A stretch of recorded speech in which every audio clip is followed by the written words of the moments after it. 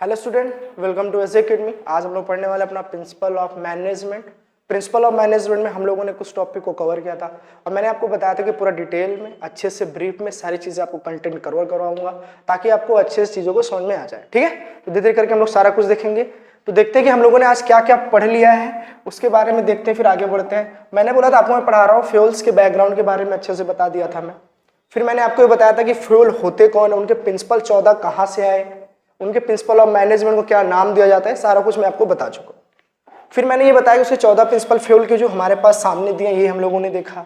उसमें से हम लोगों ने division of work, authority, discipline, unity of command, unity of direction, subordinate of individual interest to general interest, remuneration, 7 point हम लोगों ने अच्छे से कवर कर लिए थे। आज जो हम लोग पढ़ने वाले हैं वो पढ़ने डिसेंट्रलाइजेशन और सेंट्रलाइजेशन पढ़ेंगे और स्केलर चेन पढ़ेंगे, जहां तक पॉसिबल है वहां हम लोग कवर करेंगे। ठीक है, फिर मैंने आपको बताया कि हम लोगों ने फिर डिवीजन पढ़ा, अथॉरिटी पढ़ा, डिसिप्लिन पढ़ी, ठीक है, यूनिटी ऑफ कमांड पढ़ी थी, ठीक है, यूनिटी ऑफ डायरेक्शन पढ़ा, subordinate of individual interest, general interest पढ़ा, रेम्यूनरेशन पढ़ा।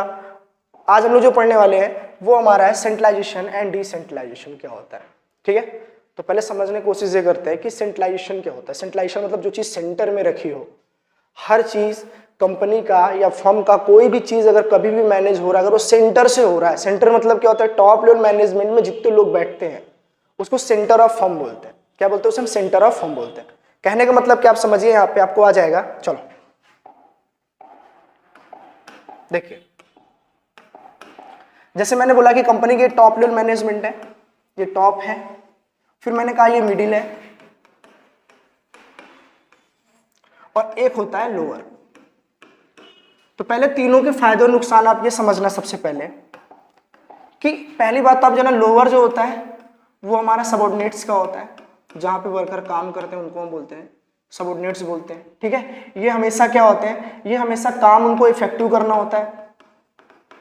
इफेक्टिव और एफिशिएंट तो सबको काम करना होता है, लेकिन कोशिश हमेशा ये रहती है कि उस काम के लिए आंसरेबल होते हैं। अगर इनका काम समय पर नहीं हुआ तो इनको जवाब देना होता है। तो इनको जवाब किसको देना होता है? तो आप बोलेंगे इनको जवाब देना होता है मिडिल लेवल को।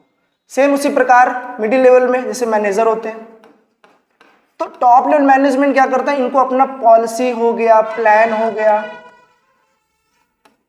गया, पॉलिसी हो गया, ये सब चीज किसको बताती है? ये बताती है मिडिल मैन को। तो मिडिल मैन क्या करता है, उसको एग्जीक्यूट करता है। एग्जीक्यूट मतलब क्या होता है समझिएगा कि ये अगर कोई भी प्लानिंग बनाते हैं, कोई फ्रेमवर्क बनाते हैं, ये इनको हैंडओवर कर देते हैं, इनके हिसाब से काम कराते हैं अपने लोअर लेवल मैनेजमेंट से। तो आप बोलेंगे ये आंसरेबल इनके हो गए, तो आप बोलेंगे जो मिडिल लेवल है अगर काम समय पे नहीं करा पाया तो ये भी आंसरेबल हो जाएगा। किसका? तो आप बोलेंगे टॉप लेवल मैनेजमेंट का। ठीक है, चलो, तो टॉप लेवल मैनेजमेंट क्या किसी का आंसरेबल होता है क्या? आप बोलेंगे नहीं, ये तो फ्रेमवर्क है, ये कंपनी के तो ओनर होते हैं। ठीक है, ओनर्स होते हैं, इनसे कोई मतलब नहीं होता। ये आपके रिस्पॉन्सिबल किसी को नहीं हो सकते। इनको थोड़ा मिडिल लेवल को या लोअर लेवल को जवाब देना है, कभी नहीं देना। काम आप इनसे करा रहे हो, जवाब थोड़ी ना देंगे। अगर कोई मालिक है तो अपने जूनियर को जवाब क्यों देगा? नहीं देगा। चलो, तो कहने का मतलब मेरा यहाँ ये है कि इनको जो बोला जाता है, इनको बोला जाता है centre of firm. Centre of firm ही क्या करती है? हर चीज डिसाइड करती है। हर चीज डिसाइड करती है कि कंपनी अगर प्रॉफिट में जा रहा है तो कौन सा एक्शन लेना है, लॉस में जा रहा है तो कौन सा एक्शन लेना है, शेयर होल्डर को कंपनी में इन्वॉल्व करना है कि नहीं करना है, इन्वेस्टर को कंपनी में इन्वॉल्व करना है कि नहीं करना है। मतलब हर टाइप के जितने भी डिसीजन लेने होते हैं वो हमेशा आपके टॉप लेवल मैनेजमेंट लेते हैं। कौन लेते हैं? टॉप लेवल मैनेजमेंट के लोग लेते हैं। फिर ये समझ में आया हमको यहाँ पे। ठीक है, फिर हमने कहा कि टॉप लेवल मैनेजमेंट का काम क्या है, समझिएगा। टॉप लेवल मैनेजमेंट को ही सेंट्रलाइजेशन क्यों बोला जाता है, आप समझिएगा यहाँ पे।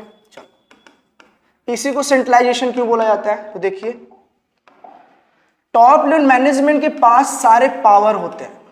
सारे पावर का मतलब होता है कि सारी अथॉरिटी उनके पास होती है कंपनी के या फर्म को डिसीजन लेने के लिए। कंपनी या फर्म के डिसीजन लेने के लिए टॉप लेवल मैनेजमेंट के पास हर चीज डिसीजन होता है, हर तरह का डिसीजन होता है। कैसे? चाहे वो बजट से लेकर हो, चाहे कंपनी को किसी ग्रोथ को लेकर हो, ठीक है, या कंपनी को कोई प्लानिंग करनी हो, हर चीज राइट या हर अथॉरिटी किनके पास होती है? टॉप लेवल मैनेजमेंट के पास होती है।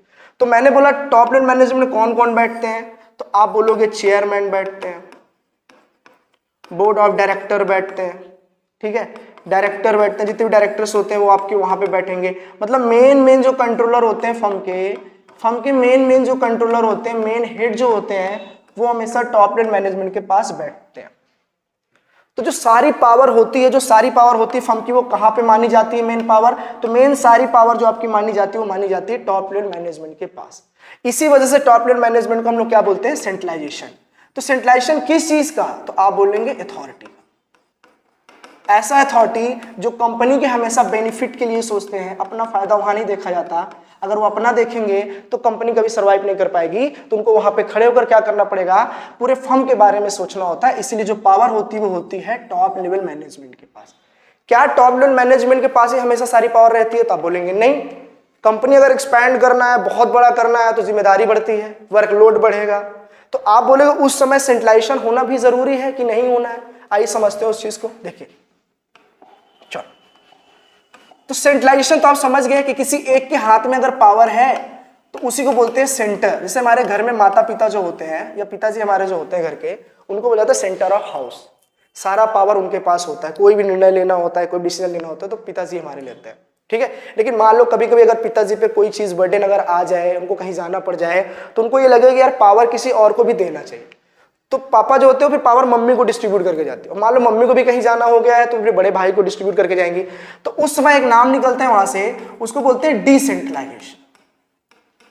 उसको बोलते हैं हम लोग डिसेंट्रलाइजेशन, ठीक है। अब सेंट्रलाइजेशन डिसेंट्रलाइजेशन क्या होता है? सेंट्रलाइजेशन के बाद डिसेंट्रलाइजेशन बनने का वजह क्या है? तो आप बोलेंगे वर्कलोड ज्यादा हो जाता है। वर्कलोड ज्यादा हो जाए, ठीक है। कंपनी में अगर काम मान लो बहुत ज्यादा वर्क फोर्स अगर कराना हो तो हमें और एम्प्लॉयज की जरूरत पड़ेगी। फिर आप बोलोगे कि अगर कोऑर्डिनेशन अच्छा नहीं बना पा रहे हो, अब एक ही बंदा कितने से कोऑर्डिनेट कर पाएगा? कोऑर्डिनेशन नहीं बना पा रहा है। अगर कोऑर्डिनेशन नहीं कराएगा तो कंपनी का ग्रोथ रुकना तय है। कंपनी का ग्रोथ रुक जाएगा, कंपनी का एक्सपेंशन नहीं हो पाएगा और बढ़ नहीं पाएगी। कंपनी का ना तो डेवलपमेंट होगा और ना ही एम्प्लॉयज का पर्सनल डेवलपमेंट हो पाएगा, ठीक है। अगर ये सब चीजें नहीं हो पाई या हो पा रही हैं तो आप बताओ इन सब को हटाने के लिए पावर को डिस्ट्रीब्यूट किया जाता है। क्या किया जाता है? पावर को डिस्ट्रीब्यूट किया जाता है, या बोल सकते हैं डिस्ट्रीब्यूशन ऑफ पावर, ठीक है, डिस्ट्रीब्यूशन ऑफ पावर। अब पावर को डिस्ट्रीब्यूट करने का वजह क्या है? तो आप समझिएगा, सारा काम टॉप लेवल मैनेजमेंट तो नहीं कर सकता है, सारा काम तो टॉप लेवल मैनेजमेंट नहीं कर सकता, तो इसने अपना पावर किसको बांटा? मिडिल लेवल को। और फिर मिडिल लेवल भी सारा काम नहीं कर पाएगा तो उसने अपना पावर किसको बांट दिया? लोअर लेवल मैनेजमेंट को। तो कहने का मतलब पावर जब पहले किसी एक के हाथ में थी तो आपने कहा उस सिचुएशन को बोलते हैं सेंट्रलाइजेशन, उसको बोलते हैं हम लोग सेंट्रलाइजेशन। लेकिन जैसे यहाँ पे वर्कलोड बढ़ा, बर्डन हुआ, तो पता ये चला कि भाई ऐसे नहीं हो पाएगा, अब पावर तो बांटनी ही पड़ेगी, जिम्मेदारी नहीं बांटोगे तो काम समय पे नहीं होगा, सारा काम हम नहीं कर सकते, किसी दूसरे से कराने के लिए हमको उसको पावर डिस्ट्रीब्यूट करनी पड़ेगी। तो हमने मिडिल लेवल को क्या किया ना? पावर को डिस्ट्रीब्यूट किया, पावर उसको हैंड ओवर कर दिया। पूरी कंपनी का पावर नहीं दिया, सारा मेन पावर तो टॉप लेवल मैनेजमेंट के पास है, लेकिन उस काम को कराने के लिए हमने कुछ पावर किसको दे दिया है? तो मिडिल लेवल मैनेजमेंट को प्रोवाइड कर दिया। अब मिडिल लेवल मैनेजमेंट के ऊपर भी अगर मान लो बर्डन बढ़ता है, काम का लोड बढ़ेगा, बर्डन बढ़ेगा, तो उस वक्त क्या करेगा? वो पावर अपना किसको डिस्ट्रीब्यूट कर देगा? Lower level management. आप बोलोगे लोअर लेवल मैनेजमेंट पे तो सबऑर्डिनेट्स होते हैं काम करने वाले, सबऑर्डिनेट्स होते हैं। मैंने कहा हाँ होते हैं, लेकिन वहां पे भी सुपरवाइजर होते हैं। सुपरवाइजर वो होते हैं जो कंपनी पे निगरानी रखते हैं, कंपनी पे काम करते हैं, या कंपनी में कर रहे वर्कर जितने भी होते हैं जो काम करते हैं उन पर क्या करता है? निगरानी रखता है सुपरवाइजर। तो सुपरवाइजर को पावर नहीं दोगे तो अपने ही लेवल के लोगों के ऊपर कैसे वो, आप समझ रहे हैं ना, मतलब कैसे वो निगरानी रखेगा? सेम लेवल का है तो उसको एडिशनल पावर दी जाती है कि आपको इनको देखना है, आपको इनको क्या करना है? देखना है। जैसे यूनियन लीडर आप सुने होंगे, यूनियन लीडर रहता तो वो भी वर्कर ही है, वर्कर ही है, लेकिन जैसे यूनियन लीडर बनता उसके पास एडिशनल पावर हो जाती, एडिशनल पावर हो जाती। रहता तो सेम लेवल का ही है वो, ठीक है। तो इतनी चीजें आपको समझ में आ गई कि कंपनी में सेंट्रलाइजेशन होना भी जरूरी है, वर्कलोड ज्यादा बढ़ जाए तो उसका डिसेंट्रलाइजेशन भी होना जरूरी है। अगर डिसेंट्रलाइजेशन नहीं करोगे तो आपकी कंपनी छोटी रहेगी, वो कंपनी कभी बड़ी नहीं हो पाएगी। इसका मतलब यह कि डिसेंट्रलाइजेशन करना बहुत जरूरी है, लेकिन कब? जब काम का वर्कलोड ज्यादा बढ़ने लग जाए, तो कोऑर्डिनेशन कम होने लग जाए, तो ज्यादा पावर को डिस्ट्रीब्यूट करके कोऑर्डिनेट भी कर लेते हैं। वर्कलोड जो हमारा ज्यादा हुआ है, बर्डन ज्यादा हुआ, उसको हम कम कर लेते हैं। चलो, तो मेरे ख्याल से आपको ये बातें समझ में आ गई होंगी कि हमने क्या पढ़ा यहाँ पे। मैंने आपको बताया सेंट्रलाइजेशन और डिसेंट्रलाइजेशन। अब इमेज देखो समझ में आ जाएगा। सेंट्रलाइजेशन मतलब ये चीजें हैं जहां किसी एक मतलब हाथ से पावर से निकलती है, मतलब सेंटर से निकल रही पावर एक जगह से, उसको हम लोग सेंट्रलाइजेशन बोलते हैं। लेकिन जब ये जो इंडिविजुअल, सुना, ये सेंटर है, टॉप लेवल मैनेजमेंट है, उसके बैठने वाले कितने लोग हैं, तो आप बोलेंगे 7 लोग हैं, तो इनके पास जो पावर वो सेंट्रलाइजेशन वाली पावर। लेकिन जब ये भी अपना पावर किसी और को डिस्ट्रीब्यूट करने लग जाए इंडिविजुअली, कि भाई हमारा वर्कलोड बढ़ रहा है, हम अपना पावर किसी और देंगे, अगर ये भी अपना पावर इंडिविजुअली किसी और को डिस्ट्रीब्यूट करने लग जाए, तो आप समझ जाना वो क्या हो चुका है, वो डिसेंट्रलाइजेशन। ऐसे इसने किसी एक को पावर दिया, अब इसका वर्कलोड ज्यादा बढ़ा, इसने अपना पावर किसी और को देना चालू कर दिया, तो इसको बोलते हैं हम लोग क्या, इसको बोलते हैं हम लोग डिसेंट्रलाइज्ड। ठीक है,